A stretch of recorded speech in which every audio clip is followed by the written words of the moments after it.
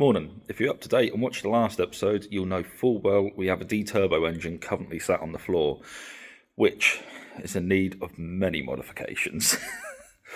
So, roll the intro.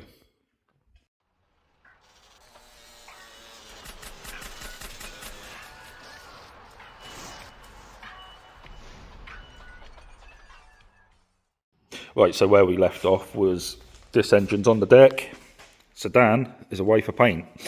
So we've got to start looking at upgrading the bits and pieces on this to get the extra little bit of power out of it.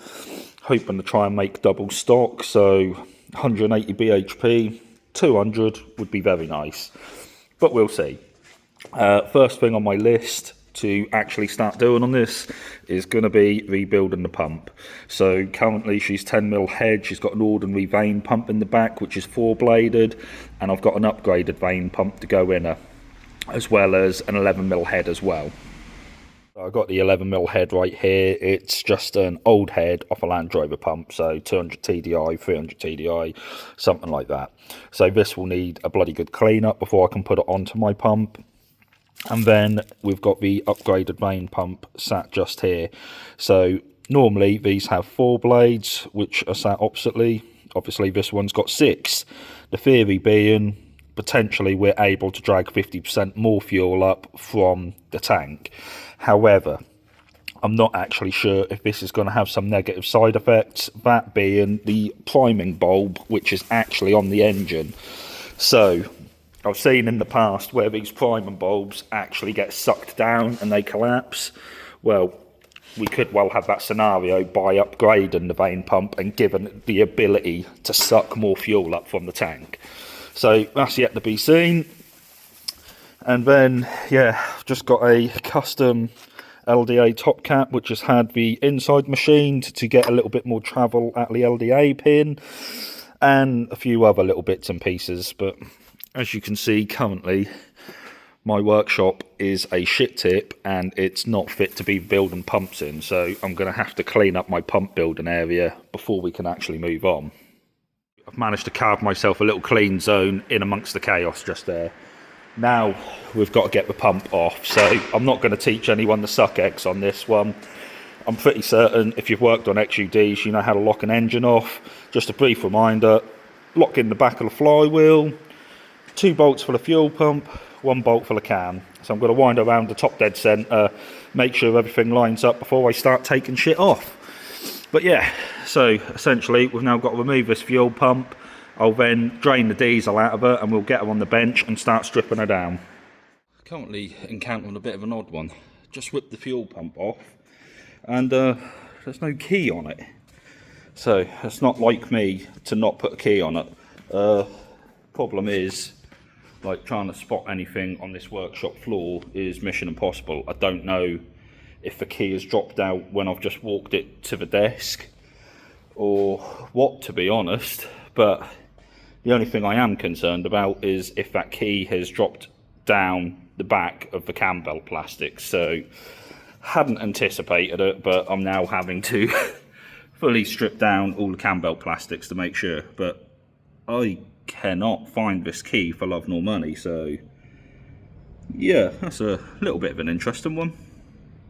Panic over, she's been found annoyingly behind the alternator, but there was no harm in whipping the plastics off anyway, because I can check all these pulleys, just make sure nothing's actually got play in it. So yeah, that was a little bit frustrating, all just to look for that. But at the end of the day, if it hadn't have been found, it's always going to be an unknown, and if that ends up in the cam belt, that's potentially my timing and my engine gone. So anyway, let's get back to it. Let's get back on this fuel pump. So here she is. This is the old 10mm pump off a Sedan. So I'm just going to do a quick time-lapse video of me stripping it. All I'm going to do off camera first though, I'm just going to remove this bracketry, remove the electronics off the front, and then I'm just going to pop this 10mm head so I can actually drain all the diesel out of her properly.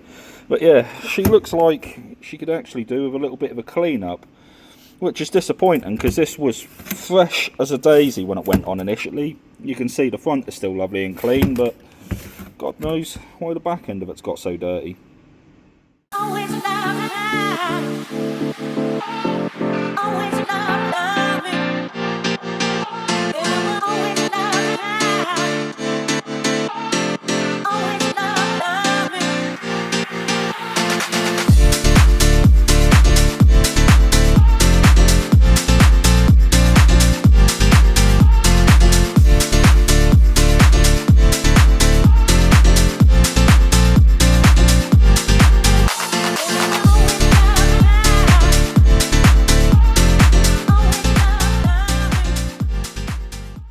is the pump pretty much broken down as far as I need to go with it. So just behind that plate in there is my vane pump. Oh, I'm still leaking diesel. And then I can show you what the old original vane pump actually looks like. So a little bit tossed up as to whether to quickly chuck this all in the ultrasonic bath, but to be fair, I think this will pretty much just clean up with a wire brush. Realised what a lot of this was, and you will see that in the time lapse I actually froze for a minute, and that's because I was struggling with one of the bolts, and by the looks of it, it's not going to zoom in, there we go, somehow I've actually got coolant down on the back end of that pump. I don't know when or how that has happened, to be honest, but it had started to corrode one of the bolts in. So luckily it's not ripped the threads or torn anything. However, I will be putting a tap just down these just to clean them out again and, well, make sure the threads are okay. So as you can see, this is the original vane pump on the left, this is the upgraded on the right. So 4 versus 6, technically speaking, it should pull about 50% more fuel up to the pump itself. So this will help out because as you go with the larger heads, the pumps are known to begin starving, mainly because fuel feed size, and it just can't drag enough fuel up to the pump. A lot of people try to cheat it when going with an 11mm head by putting 10mm feeds up to the pump, but to be honest, this isn't the proper way of doing it. If you look at Transits, if you look at Land Rovers, they all have lift pumps to help drag the fuel up. So in this application, I shouldn't need an additional lift pump, and I should be able to still rely on the Bosch VE itself to pull the fuel up it needs. Just finished cooking the pump away in the ultrasonic bath. I decided to pop all the seals out again. While we got the pump in bits, it would be foolish not to put new seals in. So this thing is bloody hot, so we're going to try and just pull that out. Oh, there we go. And as you can see, that's got rid of all that staining on the back of the pump. There's just a little bit left up the top there, but I can knock that off with a wire brush. And again, we have got a lovely, fresh pump body to play with. Okay, so that's the 6-bladed vane pump now in the back there, if we can just zoom in. And yeah, so after this it's pretty much just going to be a standard pump rebuild, so start chucking these components in and I shall get underway. Of course you've seen this all before, so yeah, let's cut straight to the end. Okay, so yes, the pump isn't done yet. However, little sidetrack note, time in advance spacer. Been wanting to trial these on Peugeot pumps for a little while. Now, you often see these in kits for Land Rovers, which they come with a LDA pin like this. There we are, got it to zoom in. But back to the time in advance spacer. So, the theory is, you can see the internal cradle adjusting there by pushing this piston back and forth. Now, this is the dynamic advance inside of the pump. This will start repositioning itself with RPM and the internal hydraulic pressure building inside of the pump. The theory with these spacers is that there is actually lost travel in this piston movement here. So, as you can see, if you push it all the way in and then push it all the way out, that is how much it can move by the limits of the pump body itself. However, the piston here, we can see it protruding out the side of the shell. If we take the cap and offer the cap over the top very gently, sorry, waiting for this to zoom back in, you can see there, that is how much we are losing on that piston once this cap is bolted back down. So there is a significant amount of travel actually lost in that piston just there. So yeah, back to this. Going to trial this and actually see if I can get some more time in advance out of these stock pumps just by using that spacer. Well, that's the fuel pump now back together. So we've got the 11mm head. You can see I always stamp my heads up. We've got a dynamic advance spacer in there, LDA pin in there, machined out LDA top cap, pump internal pressure gauge. It's all going on with this pump now, but we now need to get this back on that engine over there, so let's crack on again. And that's the pump now back on. So yeah, she looks the part with the intercooler pipe work. Got this internal pressure gauge on, and I was having issues with clearance before on the banjo bolt down the back there. Won't actually allow me to zoom in, but yeah, basically I ended up having to cut and weld the banjo bolt so I could gain the additional clearance. Now I have started timing her up again, however I realised I haven't got my manual down here with all the torque values of bolts and stuff, so for now she's just sat on spring pressure, and I'll have to leave myself a love note to tighten, torque everything up properly. Right, well, I've pretty much run out of time for today, so I'm now going to have to pack my tools away and make a move home. However, I'm going to keep this video open and I'm going to keep rolling with it. So I feel like just the fuel pump isn't nothing impressive at the moment, so hopefully we'll get that cold side of the turbo on next week, and we'll keep going from there, and we'll just see how much more work we can do to the engine to make this a little bit more of a substantial video for you guys. So it is now a week later, and we need to start cracking on again with this engine. So I know we're rolling with the video, but there's been a brief interlude for me. So I've got the cam belt to go back on this engine, and then we can start looking at the other bits and pieces. So I think I've already said this, but I will say it again. I'm not going to teach people how to suck eggs on timing these up. Cam belt's pretty simple, but yeah, there we go. Cam belt's now going on. So we're all now timed back up, but there was an issue with the cam belt cover where I lost one of the brackets down the back from having to scalp it to fit this induction pipe in. However, I've now resolved that by simply coming in the back of the water pump here and just tapping into this extra little bit of meat which is on there. So that'll just give me another mounting point to ensure that this cam belt cover can't flap about. And as simple as one additional bolt, we now have a cam belt cover which is absolutely rock solid again.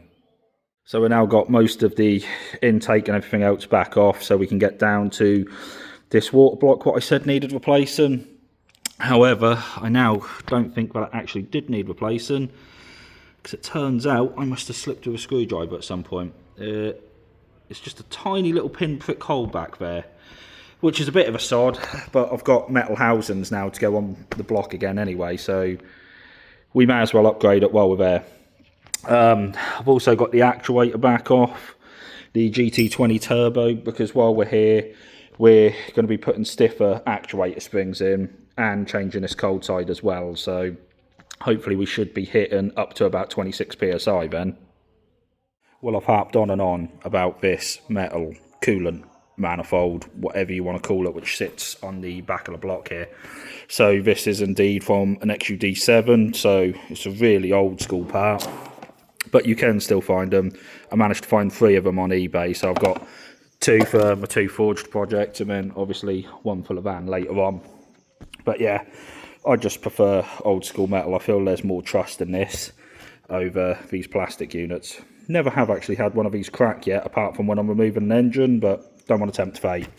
So this kiddie, it uses a gasket on the block. We'll ignore the fact that I used sealant the last time, but yeah, I'll end up just cleaning this face up. I will be putting a little bit of sealant on there just to promote adhesion. But so if we offer it up, everything lines up, apart from there is a mild misalignment just on this pipe here.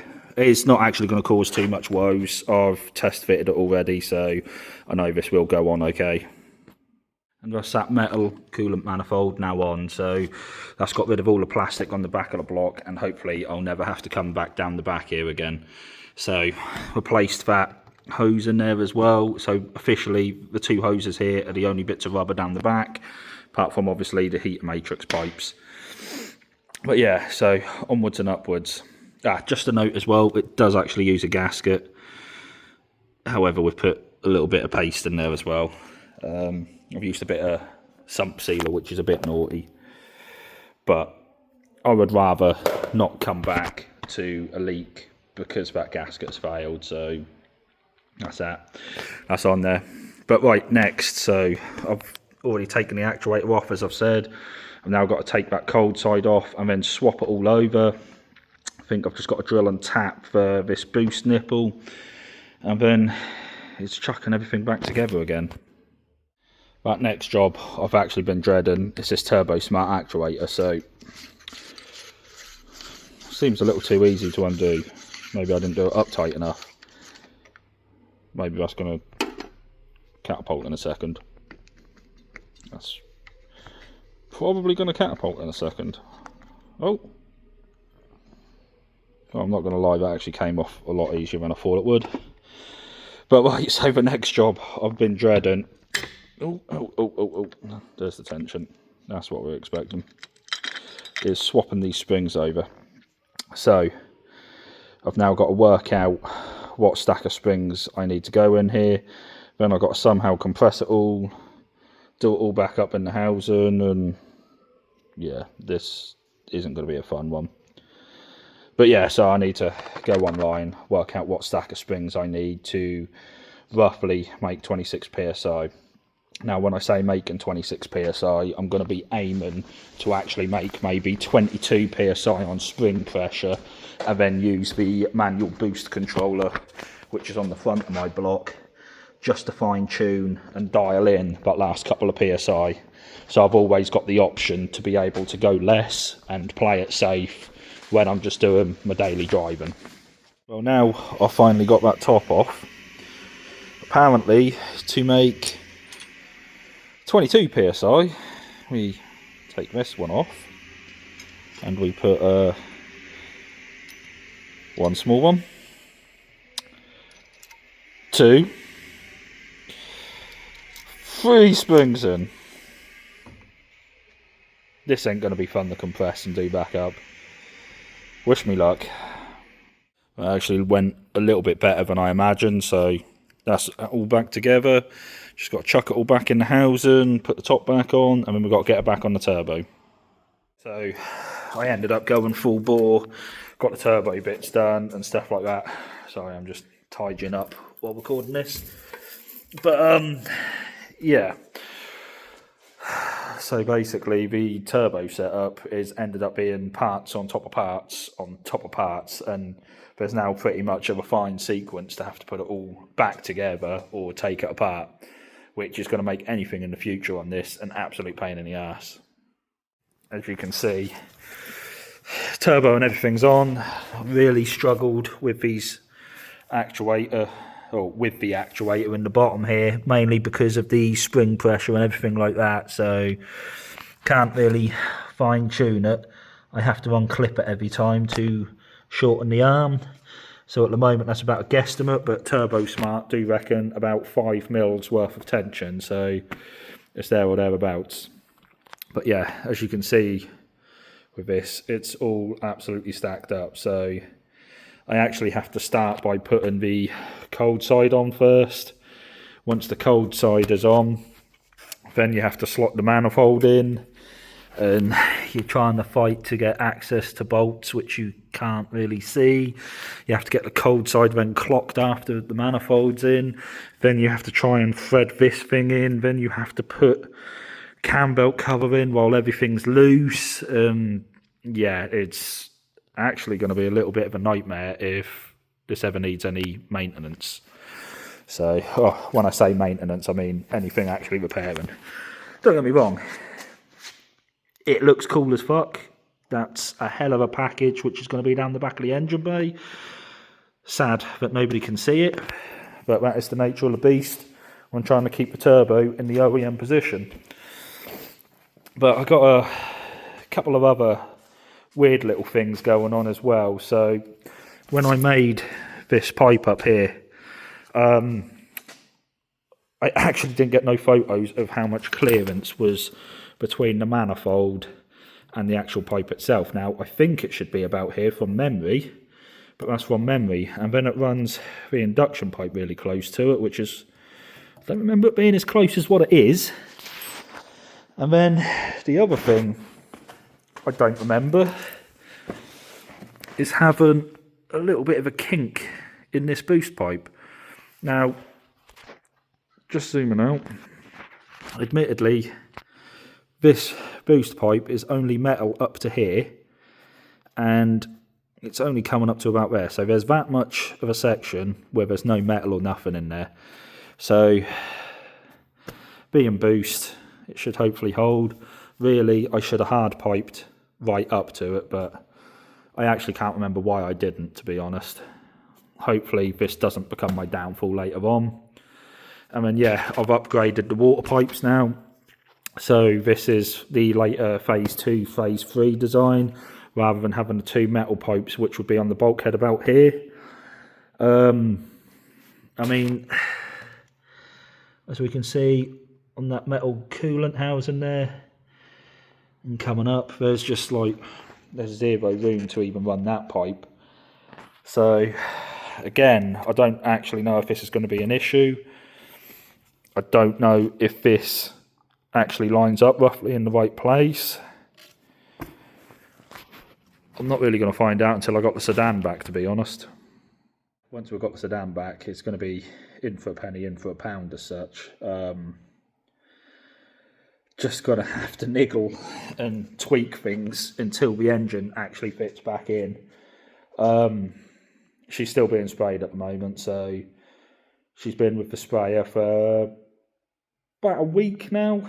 Admittedly, he's doing it in between other jobs, so it doesn't bother me too much. The longer he has it, it buys me a bit more time to get this engine sorted. So I'm pretty much there with the engine now. So again, this video is going to continue rolling. I've got to come down tomorrow, Sunday, just to finish some last bits up. I think I've got the auxiliary belt left to put on.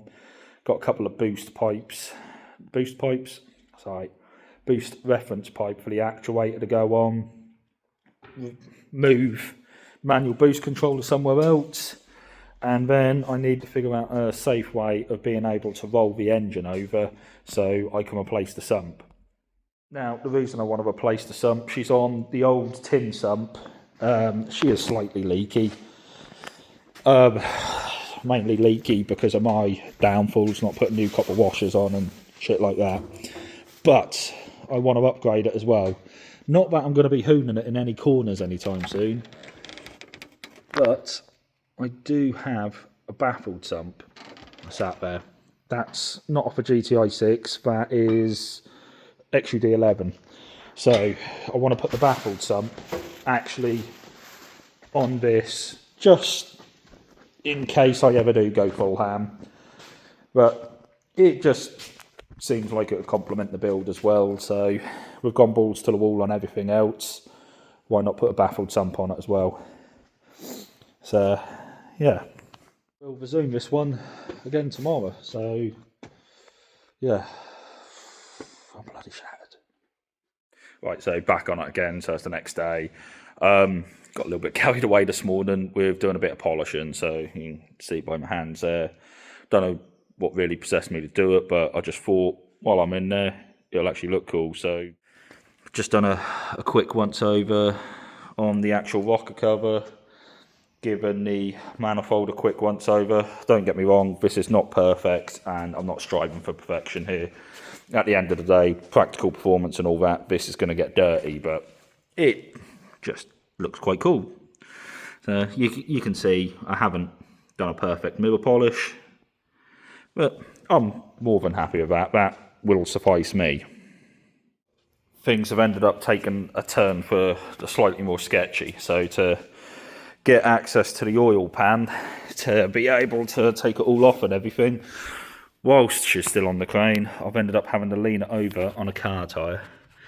Less than ideal, and I'm hoping this doesn't bite me in the ass, because while I've laid it down, I'm obviously worried that shims and buckets or something like that could move in the head. Shouldn't do, but I'm worried about that. And then the other one is I have obviously just laid her back on the tyre and stuff as well, so she's currently sat most of the weight on the turbo, which is less than ideal. I'll have to check that afterwards, but yeah, things you end up doing to get a job done, right? Right, I'm currently floating on a bit of a high from several types of industrial degreaser and brake cleaner, but yeah, so one baffled sump, trapdoor sump, whatever you want to call it. But the theory is oil pickups in this side stops a lot of the oil from sloshing over there away from the pump. So I mean, I'm not a race car, but still race car shit, right? Sump's now off. Now, I do get quite a few doubts off people that this is actually forged, so there you go. There's some forged conrods, and there's my name under there with 2024. Good year. Rather frustratingly, that sump took a little while longer than I anticipated to scrape all the old sealant out of it, clean it up, and actually get it fit to go on. But we're now there.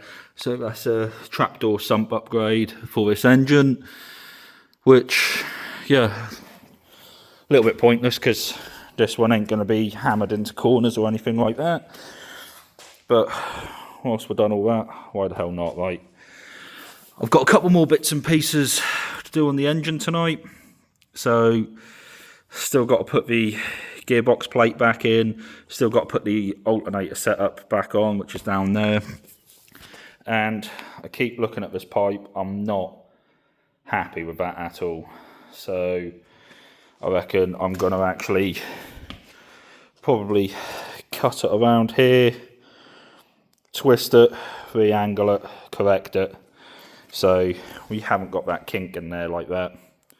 Don't think it would actually make too much difference, but I don't like it. It could be better. So, and once the engine is actually in, this isn't going to be accessible at all, so now is the time to do it. But like I say, I'm calling it that on this video, so as per normal, cheers for watching, guys, and I will catch you later. Give us a like and subscribe if you wouldn't mind. Right, so this is just a little out-of-hours add-on on the end of this video. I would firstly just like to say a massive thank you to the people who are religiously liking the videos, what I'm putting up, subscribed, and who actually engage with the content. Big thank you to you guys. At the same time, I would love to improve my content for you, and the only way of doing that is with feedback. Feel free, drop whatever it is you think I could do to improve these videos in the comments, and I will try and act accordingly. At the end of the day, these videos, I made them mainly to vlog my builds, so I can just sort of look back on it in the future. But I do also like to help you guys out where I can. If there's any information you want, anything like that, feel free. I can always try to put it into a video to help you guys out. At the same, how do I actually go about up my engagement and stuff like that? If any of you guys have got any suggestions, that'd be grand. I'm starting to come at a bit of a stalemate with these videos now, where they are taking longer to record than it is to do some of the work, and it's getting to the point now it's starting to interfere with the work on my cars. So with the lack of likes and stuff like that I'm getting, I'm truly considering pulling the plug on it this time. So I pulled the plug on it once before, which was with the estate build. Obviously I did say life got in the way, which it did at the time, but I'm not out to monetize from this. But at the same time, if my other platforms like TikTok and Instagram are going to do better than what YouTube is, then I'm not going to lie to you guys.